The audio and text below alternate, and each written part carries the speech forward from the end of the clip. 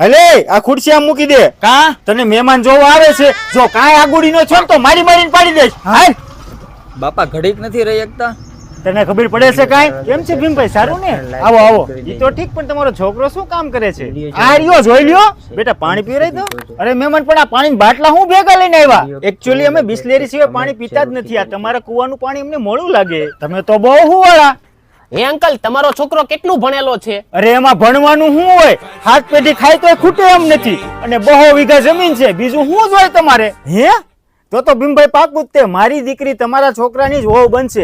અને આમ જો મારી છોકરી એકદમ સીધી ગા જેવી છે, એનું ધ્યાન તમારે રાખવું પડશે હો. કાંઈ ઉપાધિ કરતા નહીં, બરોબર? હાલો આ ઉભા રહ્યો મહેમાન.